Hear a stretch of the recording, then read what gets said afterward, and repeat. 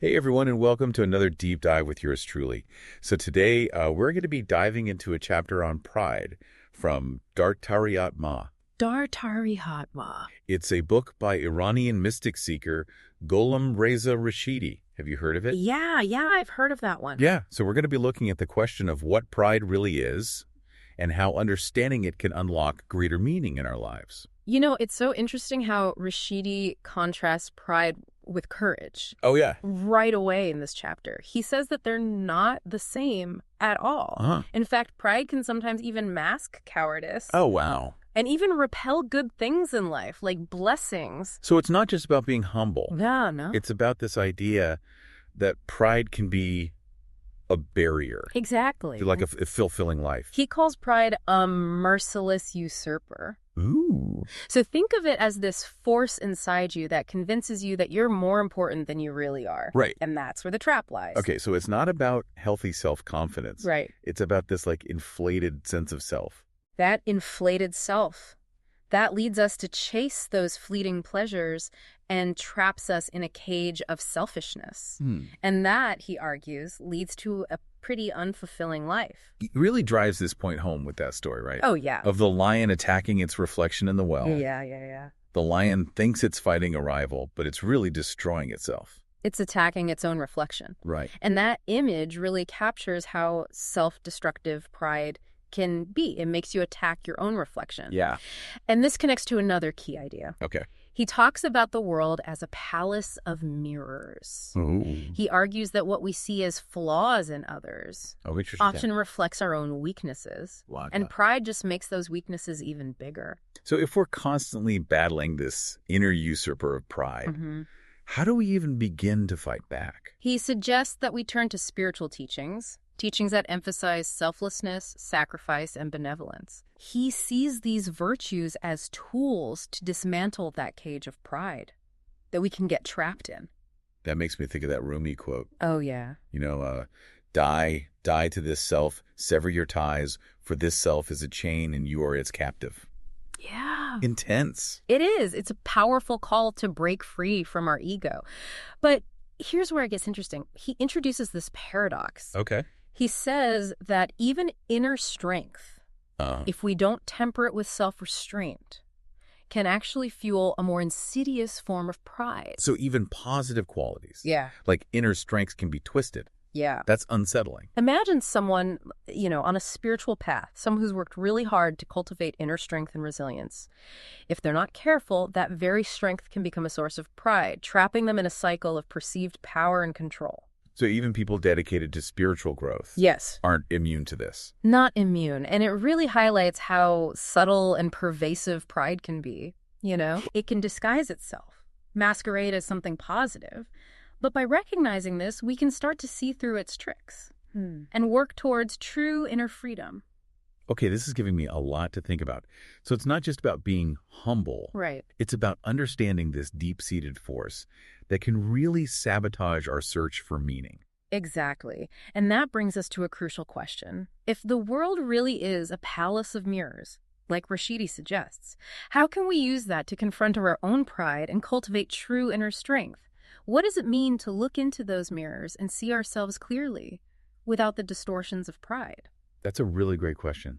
It makes me think about how we often focus on external achievements as these markers of success. Could that be feeding this pride, this need to feel superior, more important? You've hit on something important. If we define ourselves solely by external validation, we become much more susceptible to those traps. It turns into this constant battle for recognition and approval. Which, when you say that, makes me think about social media. Oh. How it can be this echo chamber for self-promotion and comparison.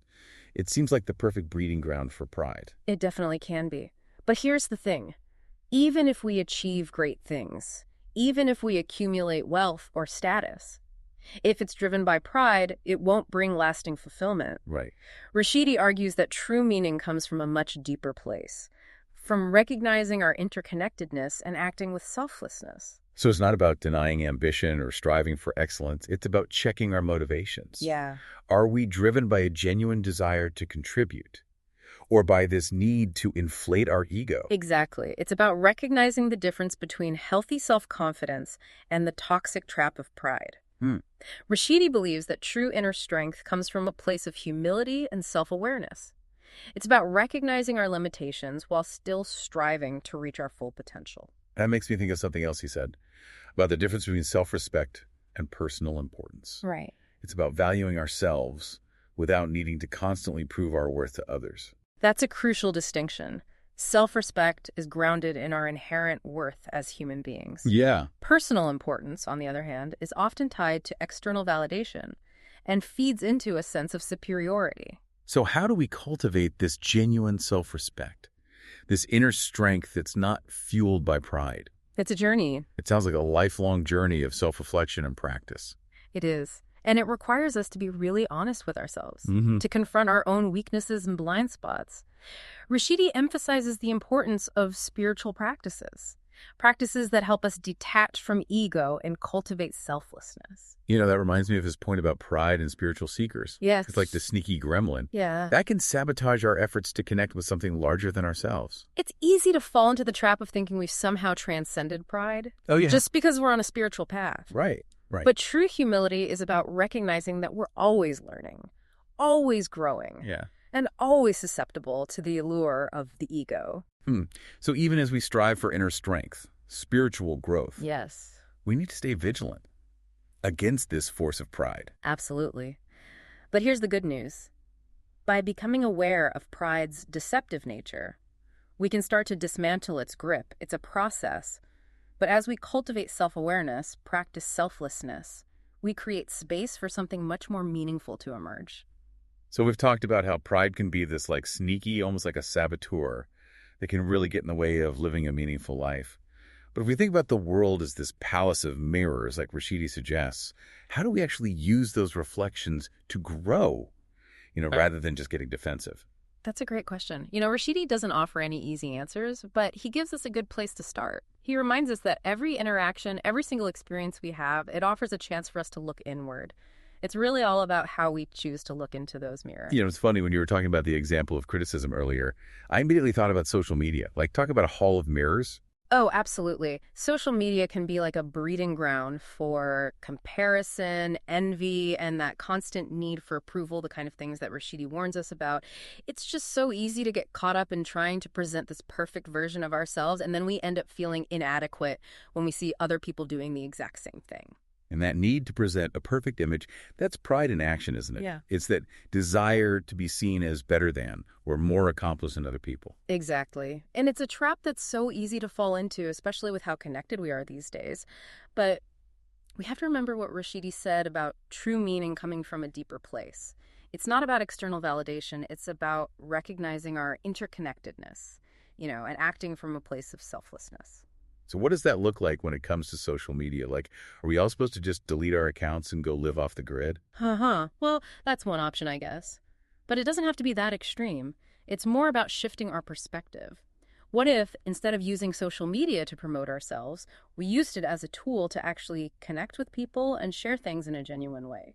I really like that. So instead of focusing on crafting the perfect image, we could focus on actually building real relationships and having meaningful conversations with people. Exactly. And that requires us to be honest with ourselves about why we're doing what we're doing. Like, are we posting things to try to impress other people, or are we trying to connect with them in a real way? Are we just looking for pats on the back, or are we actually trying to offer support to others? Wow, those are some really important questions to think about. It's like Rashidi's encouraging us to be more mindful about how we interact with the world, both online and offline. I think that's a great way to put it. It's about realizing that even our smallest actions can reflect our inner state, and that by choosing to act with selflessness and humility, we can start to break free from pride's grip on us. This conversation has made me realize that confronting pride isn't always about making these grand, sweeping gestures. It's about paying attention to all those little moments throughout our day, those everyday choices where we can choose to be humble instead of giving in to our ego. I agree with you 100%. It's about those times when we choose to really listen instead of interrupting, when we offer to help without expecting anything in return, when we can own up to our mistakes instead of trying to make excuses for them. Those little acts of humility, they really do make a difference, and they create a more positive and fulfilling experience for everyone involved. This has been an incredibly insightful deep dive. It's given me a whole new way of thinking about pride and all the ways it can sneak into our thoughts and actions, holding us back from true connection and meaning. I'm so happy to hear that. And as you continue to think about all of this, I want you to remember this. If the world is really like this giant palace of mirrors, you have the power to choose how you want to be reflected in them. So choose humility, choose compassion, choose growth. That is beautiful. Thank you so much for joining me today for this deep dive into the teachings of Gholam Reza Rashidi. This has been such a rich and meaningful conversation, and I really encourage all of you listening to keep exploring these ideas on your own. It's been a pleasure. And remember, friends, the journey of self-discovery never really ends. Keep seeking, keep reflecting, and never stop trying to become the best versions of yourselves. Couldn't have said it better myself. Thanks for joining us on the Deep